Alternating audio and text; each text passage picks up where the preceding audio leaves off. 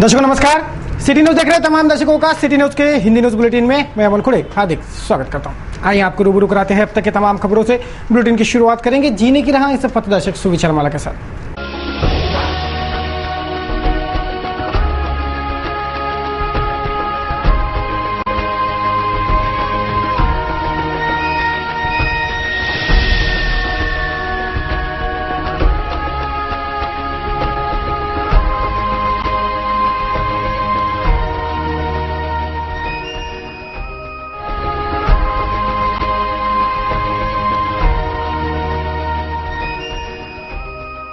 तो ये थी आज की जीने की राह ये पथदर्शक सुविचार माला। बारी है खबरों के श्रृंखला की। सर्वप्रथम शुरुआत करेंगे बुलेटिन के सुर्खियों से।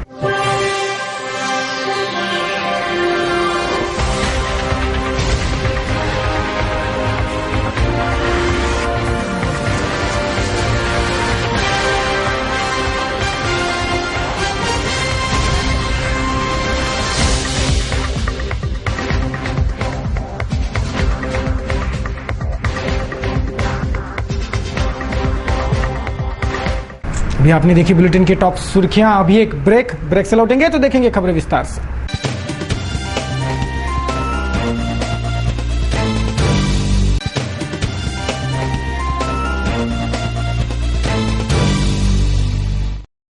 आइए अब देखते हैं खबरें विस्तार से।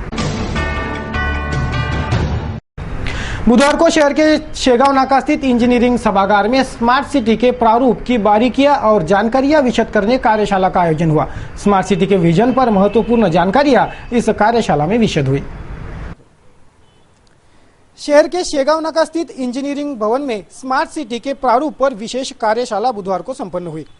संभागीय आयुक्त राजूरकर, सांसद आनंद अडसूल, जिलाधीश किरण गित्ते, निगमायुक्त चंद्रकांत गुडेवार, MIDC के उद्योजक, शहर के अलग अलग हिस्सों के मान्यवर, सभी नगर सेवक इस कार्यशाला में मौजूद थे।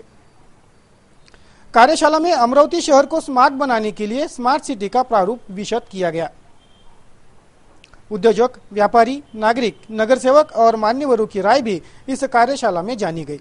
आपल्या शहरासाठी कॉम्प्रेसिव्ह मोबिलिटी प्लॅन नावाची गव्हर्नमेंट ऑफ इंडियाची ministry of urban development scheme आहे। त्याच्यामध्ये स्पेशलाइज्ड एजन्सी आहे की ज्या कॉम्प्रेसिव्ह मोबिलिटी प्लॅन बनवतात। आपलं प्रपोजल अंडर प्रोसेस आहे। त्या जे सेंट्रल गव्हर्नमेंटचं सँक्शन झाल्यानंतर त्या आपल्या शहराचा पूर्ण मोबिलिटी संदर्भात अभ्यास होईल। आलिया ही कंपनी सुद्धा त्यामध्ये मोबिलिटीवर एक्सपर्ट आहे, तेही त्यात पार्टिसिपेट करू शकतात। आणि नॉन मोटराइज ट्रान्सपोर्ट जो ज्यांनी मांडलेला अक्रमणी मांडलेला हा विषय त्यामध्ये महत्वाचा विषय राहणार आहे। ओके, ई गव्हर्नन्स नंतर आपलं पुन्हा डिजिटायझेशन, IT कनेक्टिव्हिटी आणि डिजिटायझेशन आणि शिक्षण आणि आरोग्य या सर्व बाबींचा त्याच्यामध्ये समावेश होतो। आणि या सर्व बाबींवर प्रत्येक वक्त्यांनी थोडाफार त्यांना स्पर्श केलेला आहे, म्हणजे त्याच्यामध्ये आपली ओळख झालेली आहे। आणि याच्यामध्ये प्रत्येक बाबीला आपल्याला महानगरपालिकेला काम करायचं आहे। तर याच्यामध्ये सगळ्यात महत्वाचं म्हणजे हा जो स्मार्ट सिटी प्रकल्प राबवायचा आहे त्याच्याकरता प्रामुख्याने 50% अनुदान, 400 म्हणजे काय म्हणतात त्याला ग्रँट किंवा कुठल्याही स्वरूपामध्ये केंद्र शासनाकडे मिळणार आहे। 25% महाराष्ट्र शासन आणि 25% ही महानगरपालिकेने खर्च करायचे आहे। तर महानगरपालिकेची आर्थिक स्थिती आपल्याला सर्वांना माहित आहे, त्यामुळे सर्वांनाच फक्त महानगरपालिका खर्च करेल अशावर त्याच्यावर अवलंबून राहतात। महानगरपालिका प्रयत्न करणारच आहे, पण याच्यामध्ये आपल्या सर्वांच म्हणजे प्रत्येक नागरिकाचं कर्तव्य आहे की आपले जे म्युन्सिपल टॅक्स आहे किंवा ते आपण वेळेवर भरायला पाहिजे। प्रॉपर्टी टॅक्स असेल, प्रॉपर्टी सॅनिटेशन टॅक्स असेल, वॉटर पट्टी असेल, तर सगळ्याच प्रकारचे टॅक्स भरायला पाहिजे, जेणेकरून ते जो प्रोजेक्ट्स आहेत महापालिका चांगल्या पद्धतीने राबवू शकेल। आणि आपल्या सगळ्यांना अभिप्रेत आहे की अमरावती ही स्मार्ट सिटी झाली पाहिजे। आपल्या सूचनाही पाहिल्यानंतर खरंच कौतुक करावं तेवढं थोडं आहे।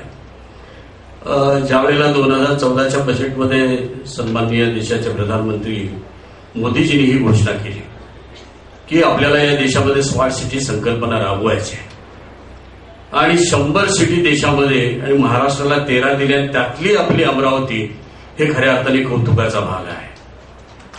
कारण आपला 13 मध्ये नंबर लागावा, देशातल्या 100 मध्ये नंबर लागावा। वास्तविक राजकीय देवाणघेवाण असते। एम्सची घोषणा झाली त्यावेळेला मी सन्माननीय गडकरी साहेबांना भेटलो। अरे म्हटलं तुमच्या नागपूरला सगळे आम्हाला तुम्ही ते एम्स द्या ना।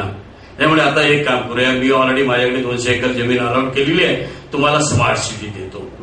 ती घोषणा त्यांनी केली, मुख्यमंत्र्यांनी उचलून धरली. सन्माननीय आपल्याकडे गुडेवार साहेब यांनी त्याचा फॉलोअप केला आणि आज आपल्याला ही स्मार्ट सिटी म्हणून या अमरावतीला एक देणगी मिळाली असं म्हणायला हरकत नाही. वास्तविक त्या बजेटनंतर मी एक प्रयोग केला होता.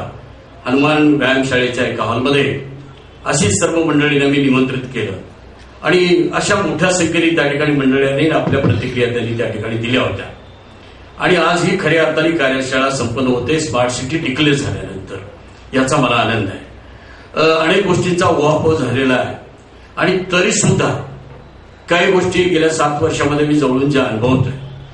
पहिल्यांदा हे कौतुक आपल्याला करावं लागेल, आपलंच कौतुक आपण केलं पाहिजे की अमरावती शहर हे नॅशनल हायवेवर बसलेलं शहर आहे. अमरावती शहराला रेल्वेची कनेक्टिव्हिटी अतिशय सुंदर आहे. बडनेरा जंक्शन असतानाही अमरावती मॉडेल स्टेशन आणि अमरावतीत सुटणाऱ्या 7 गाड्या हे आपल्याला मिळालेली देणगी आहे. दुसऱ्या बाजूला अकोली स्टेशन, हे 3 स्टेशनच्या मध्ये बसलेलं बडनेरा आणि अकोली आपलं हे अमरावती शहर आहे असं म्हटल्यास काही वावगं ठरणार नाही. देशातल्या कुठल्याही ठिकाणी आपण सहजपणे जाऊ शकू ही व्यवस्था निर्माण झालेली आहे. आणि त्याचबरोबर शैक्षणिक दृष्ट्या सुद्धा या ठिकाणी चांगल्या प्रकारच्या काही शिक्षण संस्था उभ्या राहिलेल्या आहेत आणि म्हणून शैक्षणिक हब ही संकल्पना पुढे आलेली आहे. आता टेक्स्टाईल हब ही आपल्याला केंद्र सरकारने दिलेली दुसरी देणगी आहे असं मी म्हणेन. 8 टेक्स्टाईल प्रायव्हेट मिल आल्या, पिल्ले मिल होती, अजूनही काय मिल याव्या हा आमचा खऱ्या अर्थाने प्रयत्न आहे. याबरोबर या ठिकाणी हे शहर सुंदर असावं, स्वच्छ असावं आणि निरोगी असावं ही संकल्पना म्हणजे स्मार्ट सिटी. जसं एखाद्या व्यक्तीकडे पाहिलं की त्याची पर्सनॅलिटी चांगली आहे, निरोगी आहे, अंगावर घातलेले कपडे नीट नेटके आहे आणि मग त्याला आपण हुशार आहे, त्यावेळेला आपण त्याला स्मार्ट असं म्हणत नाव देतो. सहजपणे आपल्या तोंडातून ही व्यक्ती स्मार्ट आहे. तसं आमचं अमरावती शहर हे स्वच्छ असावं, सुंदर असावं आणि निरोगी असावं आणि शैक्षणिकदृष्ट्या परिपूर्ण असावं. ह्या सगळ्या गोष्टी आपल्याला उतरवायच्या आहेत. 2 सत्र में इस कार्यशाला का आयोजन था, जिसके प्रथम सत्र में उद्योजक और दूसरे सत्र में पार्षदों का पक्ष सुना गया और उनमें स्मार्ट सिटी का प्रारूप और जरूरी जानकारियां साझा हुई. महापौर महोदया ने उक्त कार्यशाला पश्चात बताया कि जनता के सहयोग से ही अमरावती सिटी स्मार्ट सिटी बनेगी. आज महानगरपालिकेचे smart city Amravati smart city याची कार्यशाळा संपन्न झाली. सर्व सन्मानी नगरसेवक संघटक नेते उपस्थित होते, आयुक्त साहेब आणि आलिया कंपनीने कसा डीपीआर तयार करणार आहे त्याची माहिती दिलेली आहे आणि 15 डिसेंबर पर्यंत डीपीआर तयार करायचा आहे. आणि मला असं वाटतं की सर्व सन्माननीय नगरसेवकाला चांगल्या प्रकारे कळलं असेल की स्मार्ट सिटीमध्ये कोणकोणते मुद्दे आहेत आणि ते त्यांचे क्लिअर झालेले आहे. काय काय राहणार आहे स्मार्ट सिटी म्हणजे काय आहे आणि लोकांच्या सहभागातूनच आपल्याला स्मार्ट सिटी करायची आहे, जेणेकरून सर्व सन्माननीय नगरसेवकांना वार्डात जाऊन मिटिंगा लावावं व लोकांच्या सहकार्यातून नक्कीच आपली अमरावती स्मार्ट सिटी होणार. स्मार्ट सिटी के तहत क्या होना है यह नगरसेवकों को पता नहीं था, इसीलिए इस कार्यशाला का आयोजन था, ऐसा निगमायुक्त चंद्रकांत गुडेवार ने बताया. आज अमरावती शहराच्या संदर्भात स्मार्ट सिटी संदर्भात एक सकाळी कार्यशाळा घेण्यात आली. यामध्ये शहरातले उद्योग, व्यापारी, आर्किटेक्ट, बिझनेसमन, कॉलेजचे प्राध्यापक, स्टुडंट्स, वेगवेगळ्या झोपडपट्टीत राहणारे लोक, मागासवर्गीय, वेगवेगळ्या स्लममध्ये राहणारे हे आमच्या शहरातले सर्व समाज घटकांना बोलवलं होतं आणि त्यांना स्मार्ट सिटीचं कल्पना समजून सांगितली. त्यांच्याकडून आलेले सगळ्या काही सजेशन्स होते. या सजेशन आधारे आम्ही स्मार्ट सिटीचा प्लॅन करणार आहोत. यासोबतच शहरामध्ये असलेले जे आपली 7.5 लाख लोकसंख्या आहे यांच्या अजून प्रत्येक प्रभागनीय झोनने आम्ही त्यांची मिटिंग घेणार आहोत आणि त्यांच्या सहभागातून शहराचा एक सुंदर स्मार्ट सिटी प्लॅन तयार होईल. आणि मला आशा आहे की अमरावती शहरातले सगळे लोक यामध्ये सक्रिय भाग घेतील आणि जे इन्फॉर्मेशन आम्हाला स्मार्ट सिटी बनवण्यासाठी लागेल, ते प्राधान्यक्रम लागेल, त्या संदर्भात ते माहिती आम्हाला देतील, ज्यामुळं आपल्या शहराचा चांगला आणि वस्तुनिष्ठ आराखडा तयार होईल. धन्यवाद. शहर के कुछ हिस्सों को स्मार्ट सिटी के प्रारूप में शामिल नहीं किया गया है, ये जानकारी भी इस कार्यशाला में विशद हुई. ये विशेष राज्य सरकार ने राज्य भर के किसानों को सौर कृषि पंप वितरित कर उन्हें बिजली के झंझट से मुक्त करने का ऐलान किया था. मुख्यमंत्री फडणवीस ने अपने पहले अमरावती दौरे में ही उक्त बात दोहराते जल्द ही किसानों में सौर कृषि पंप वितरण की बात कही थी. अमरावती जिले के 1700 किसानों को सौर कृषि पंपों के वितरण का लक्ष्य रखा गया है, जिसके मॉडल जिलाधीश ने बुधवार को वलगांव के किसानों के खेत में जाकर निहारे. जल्द ही 1700 किसानों को सौर कृषि पंपों का वितरण किया जाएगा। राज्य सरकार के घोषणानुसार राज्य भर के किसानों में सौर कृषि पंपों का वितरण होना है। राज्य भर के किसानों में जल्द ही सौर कृषि पंपों का वितरण किया जाएगा, जिसमें से अमरावती जिले के 1700 किसानों को सौर कृषि पंप मिलेंगे। बुधवार को जिलाधीश किरण गित्ते ने वलगांव के 2 किसानों के खेत में लगे सौर कृषि पंपों के मॉडल निहारे और अपारंपरिक ऊर्जा क्षेत्र में बढ़त कायम करने की बात कही। जिले के किसानों में सौर कृषि पंपों का वितरण होने के बाद किसानों की बड़ी समस्या हल हो जाएंगी। किसानों के फसलों को पानी देने, बिजली पर निर्भर रहने की नौबत नहीं आएगी। किसानों को जाने वाली समस्याएं, लोड शेडिंग, उपज के कमी से होने वाले किसान आत्महत्याएं आदि सब पर ठोस दवा ये सौर कृषि पंप सिद्ध होंगे, ये विश्वास भी जिलाधीश ने इस वक्त व्यक्त किया। अमरावती कृषि उपज मंडी के नवनिर्वाचित सभापति सुनील वराड़े और उपसभापति किशोर चांगुले का पदग्रहण समारोह बुधवार को संपन्न हुआ। मंडी को नए आयाम तक पहुंचाने का वादा इस वक्त नवनियुक्त मंडी सभापति और उपसभापति ने किया। बुधवार को अमरावती कृषि उपज मंडी के नवनिर्वाचित सभापति सुनील वराड़े और उपसभापति किशोर चांगुले का पदग्रहण समारोह संपन्न हुआ।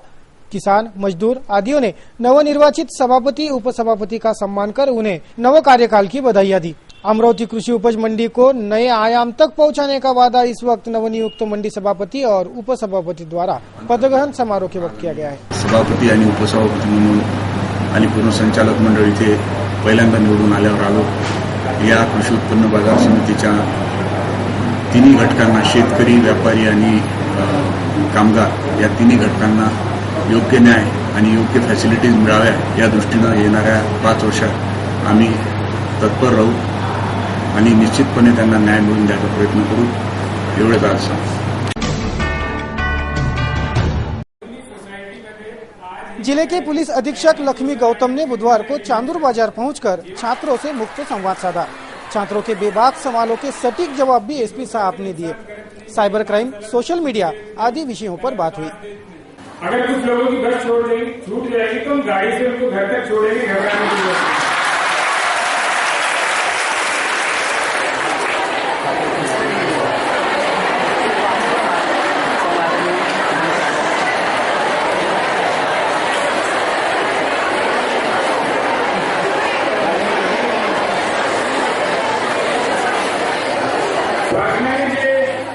सुविधा आम्हाला दिलेली आहे ते सर्व जनतेची सेवेसाठी आहे। तर कोणाला काही अडचण असेल तर definitely will be able to sort that out. 97 का स्क्वायर कितना होगा? आता तुमच्याकडे पेन नाही, पुस्तक नाही। 97 स्क्वायर इज इक्वल टू 97 चे वर्ग किती आहे सांगा आपण।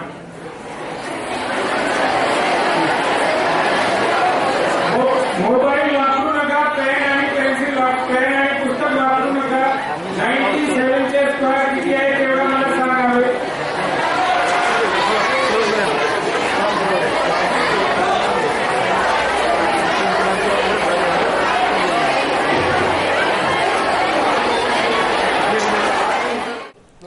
जिले में बढ़ता आपराधिक ग्राफ, कानून की सरेआम उड़ती धज्जियां, पुलिस की अकार्यक्षमता आदि मुद्दों पर सिटी न्यूज ने उन्हें जवाब तलब किया तो एसपी साहब ने सारे सवालों के जवाब में जिले की कानून व्यवस्था चुस्त दुरुस्त कर पारदर्शक प्रशासन देने का वादा किया। कोणत्याही मिरवणुकीला एकही प्रॉब्लेम झाली नाही। आम्ही असं म्हणत नाही की सगळा पोलिसांच्यामुळे आहे, समाज पण चांगला आहे, पण पोलीस पण जबाबदारी त्यात हार्डवर्कनी पार पाडत आहे, त्याच्यामुळेच एवढी चांगली परिस्थिती आहे। कोणत्याही प्रकारच्या मिसअंडरस्टँडिंग राहू नये, मिसअंडरस्टँडिंग असू नये त्याच्यासाठी आम्ही इंटरॅक्शन वाढवितो आहे। त्यांची जी अपेक्षा आमच्याकडून आहे आम्हाला कळेल, आम्ही त्यांना 100% पूर्ण करण्याचे प्रयत्न करू आणि आमची त्यांच्याकडून समाजाकडून काय अपेक्षा आहे आम्हाला पण सांगण्याची संधी मिळणार, कारण की समाजाची पण एक जबाबदारी असते कोणती डेमोक्रेसीमध्ये। आम्ही पण सांगू की आपल्याकडून साहेब मला एवढी अपेक्षा आहे। तो it is a basically symbiotic association, ultimately हमको समाज को ही सेवा प्रदान करे। सर, आज जो आपण हा इथे उपक्रम राबविला, हा जिल्ह्यातला सर्वप्रथम चांदूरबाजार तालुक्यात राबवलेला उपक्रम होता? नाही, तसं नाही आहे। ऑलरेडी एक प्रोग्राम परतवाडाला झालेला आहे, पण तिथे तेवढे स्टुडंट्स नव्हते। तिथे एक 450 जवळपास स्टुडंट्स होते, इथे मला वाटतं 1200 ची वर स्टुडंट्स आहेत। तर हा प्रोग्राम मोठ्या स्तरावर झाला।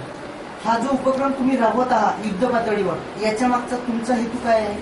हेतू आमच्या अल्टिमेटली हेतू काय आहे पोलीस डिपार्टमेंट की समाज सुरक्षित असावे आणि समाजाकडून पण अनावधानाने समाज सुरक्षित असावे, त्यांच्या मनात कोणती मिसअंडरस्टँडिंग राहू नये, त्यांची काय अपेक्षा आहे आम्हाला कळावे, आमची काय अपेक्षा आहे त्यांना त्यांच्यापर्यंत मेसेज देता यावे आणि त्यासोबत अनावधानाने जर काही गैरकायदेशीर काम होत असतील तर तसे होऊ नये, जेणेकरून त्याच्यामुळे लॉ अँड ऑर्डरची प्रॉब्लेम्स निर्माण होणार. फॉर एक्झाम्पल आपण बघितले की काही काही मुलांनी अनइंटेन्शनली फेसबुकवर काही टाकलं, एखाद्या समाजाच्या माणसाची भावना दुखवली आणि नंतर त्याच्यावरून लॉ अँड ऑर्डरची प्रॉब्लेम्स निर्माण झाली. तर यांच्याकडून कोणाकडून अनावधानाने अनइंटेन्शनली पण तसा होऊ नये ते अवेयरनेस क्रिएट करण्याचे प्रयत्न है. चांदूर बाजार के टोम्पे महाविद्यालय के सभागार में यह आयोजन संपन्न हुआ. पुलिस के वरिष्ठ आला अधिकारियों ने भी मार्गदर्शन इस कार्यक्रम में किया. दर्शकों, न्यूज बुलेटिन में अभी एक ब्रेक के लिए रुकते हैं. ब्रेक से लौटेंगे तो देखेंगे कुछ और खबरें. बने रहिए सिटी न्यूज के साथ. ब्रेक के बाद खबरें और भी हैं.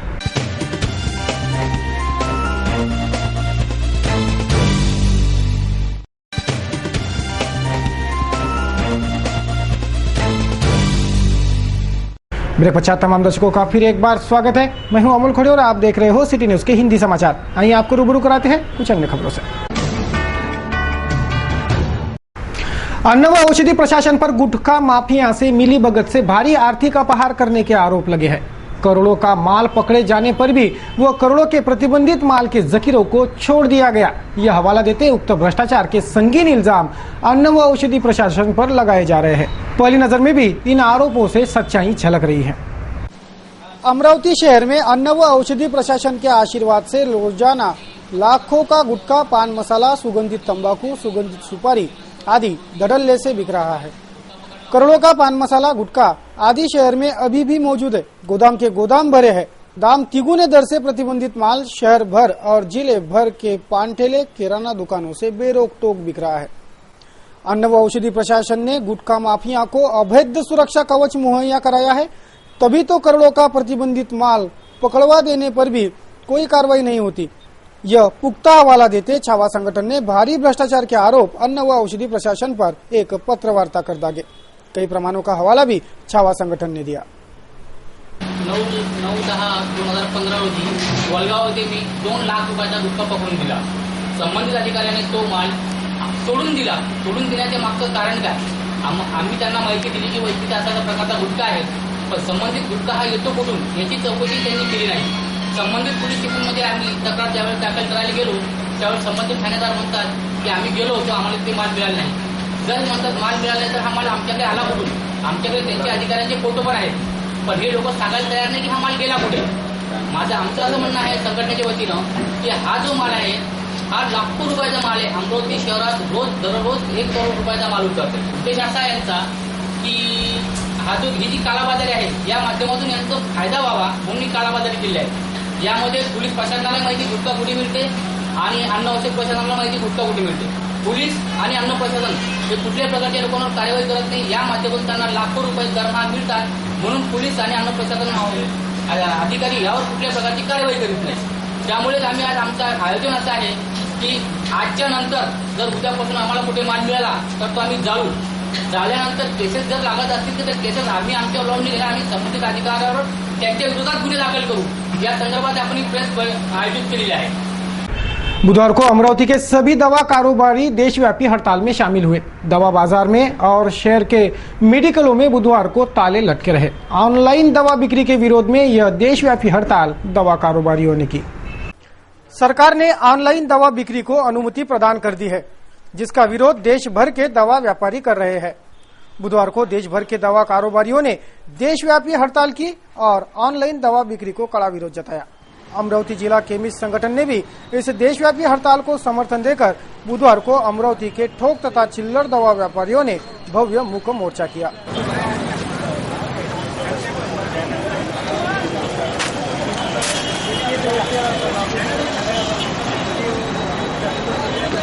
जिलाधीश और अन्न व औषधि प्रशासन को ज्ञापन सौंप सभी दवा व्यापारियों ने ऑनलाइन दवा बिक्री को कड़ा विरोध जताया है.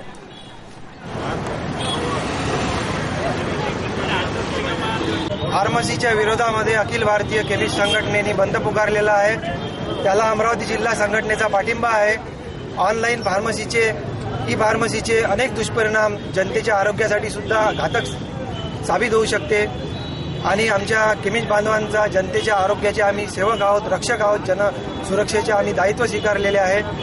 त्यासाठी आमचा ई फार्मसीला विरोध आहे. आम्ही केंद्र सरकारपर्यंत आमच्या भावना पोहोचू इच्छितो की ई फार्मसीला केंद्र सरकारने परमिशन देऊ नये. यासाठी विदेशी कंपन्यांनी आक्रमण केलेले आहे. ई फार्मसीद्वारे जनतेच्या आरोग्याशी खेळ मांडला आहे. यासाठी आमच्या संघटनेचा संबंध भारतामध्ये मेडिकल औषधी व्यवसाय आज बंद ठेवून आम्ही लाक्षणिक बंद ठेवून याला सपोर्ट करत आहे. फार्मासिस्टची व्यवस्था काय राहील? तो फार्मासिस्ट तिथे राहील नाही तर कुरिअरने औषधं पोहोचवतील. त्या प्रवासादरम्यान औषधाची जबाबदारी कोण घेईल?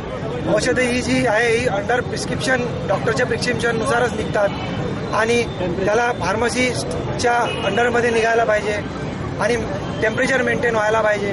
चुकीची बोगस औषधी येऊ शकतात, नशीची दवा येऊ शकतात, अल्प्राझोलॅम, कोडिन फॉस्फेट अशा प्रकारची औषधं यामध्ये येऊ शकते. युवा पिढी बर्बाद येऊ शकते आणि ॲबॉर्शनची औषधे ॲबॉर्शनच्या औषधाचा दुष्परिणाम युवा पीढ़ीवर हो सकते हैं। शहर का बेलपुरा क्षेत्र गंदगी के चपेट में है। यहाँ सर्वदूर गंदगी का माहौल है। नागरिकों ने इस गंदगी का जिम्मेवार क्षेत्र के पार्षदों को ठहराया है। बेलपुरा के खाटिक गली नंबर 2 में सर्वदूर गंदगी ही गंदगी व्याप्त है। यहाँ से बहने वाली नालियां सड़कों से होते बह रही है। गंदगी और बदबू के चलते नागरिकों का जीना दुश्वार हो गया है। कई बार उक्त शिकायतें क्षेत्र के पार्षदों को दी गई तो पार्षद कहते हैं ये हमारा काम नहीं, ऐसा यहाँ के नागरिक बताते हैं।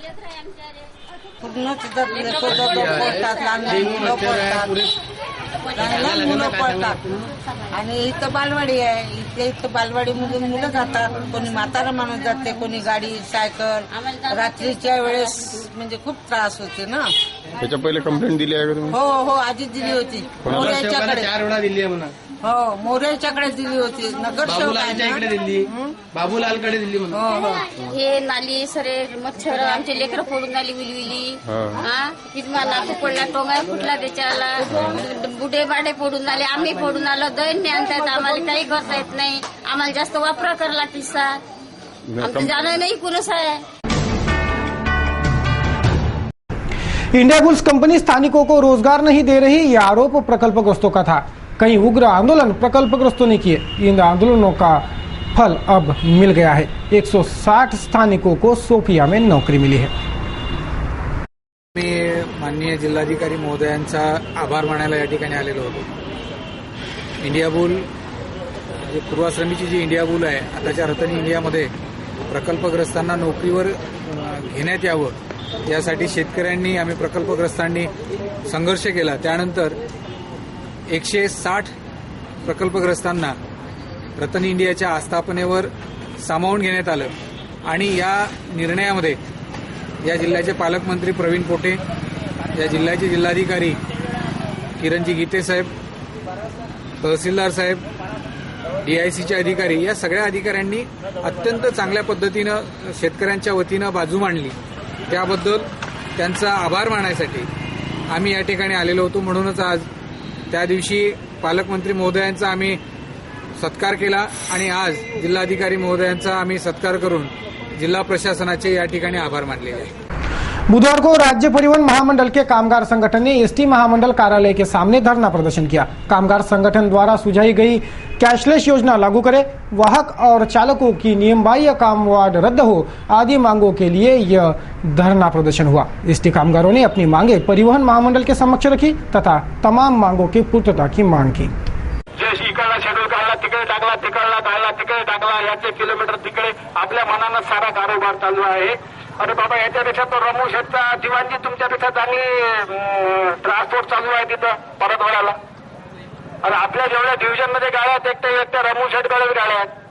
आणि त्याचा एकटा दिवाणजी सारा सांभाळते ना। आपल्या इथं सर्व एवढं असल्यानंतरही काहीच नाही। पाहिलं तर तेच, याचं पेंडिंग, त्याचं पेंडिंग। हा, आरोपपत्र मात्र पेंडिंग राहत नाही। शारदीय नवरात्रि उत्सव के पर्व पर भाविकों के सेवार्थ शीतल जल का प्रबंधन मोर्शी रोड स्थित साई बाबा पान सेंटर संचालक ने किया है। पानी की शीतल कैन उन्होंने पानपुई में रखी है ताकि भाविकों को शीतल जल मिले। मालवीय चौराहे पर खुली यह पानपोई भाविकों के तृष्णा तृप्त कर रही है। मैया की भक्ति का यह सराहनीय कदम है। आइए अब देखते हैं आज का कार्टून कोना। देखेंगे आज हमारे व्यंग्य चित्रकारों ने किस वस्तु स्थिति पर व्यंग्यबाण चलाए हैं।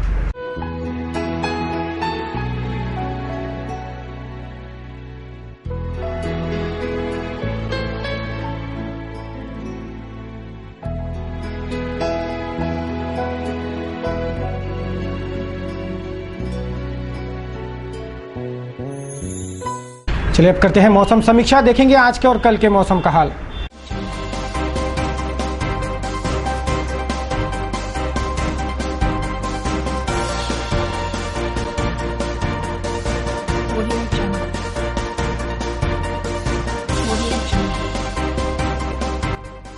बुधवार को शहर का अधिकतम तापमान 35 डिग्री सेल्सियस तो न्यूनतम तापमान 22 डिग्री सेल्सियस रहा। बात करें गुरुवार की तो गुरुवार को शहर का अधिकतम तापमान 34 डिग्री सेल्सियस और न्यूनतम 23 डिग्री सेल्सियस रहने का अनुमान है।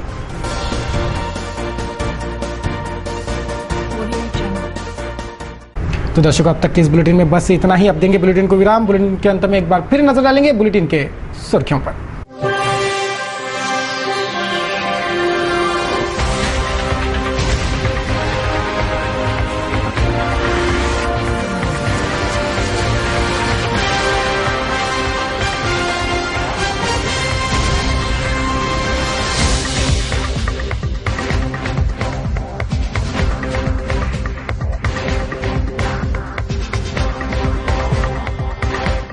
चलिए अब लेते हैं आपसे विदा। सिटी न्यूज के बारे में आप सभी से सुझाव एवं विचार सादर आमंत्रित है। हमारा पता है सिटी न्यूज कार्यालय मातोश्री आर्केड सहकार भवन के सामने मोर्शी रोड अमरावती। हमारा दूरभाष क्रमांक है 3298161। हमारी वेबसाइट www.citynews.net.in। सिटी न्यूज पर कार्यक्रम और खबरों की श्रृंखला निरंतर जारी है। कुछ और ताजा तरीन खबरों को लेकर जल्द हाजिर होते हैं। बने रहिए सिटी न्यूज के साथ। तब तक के लिए मुझे दीजिए इजाजत। जय हिंद।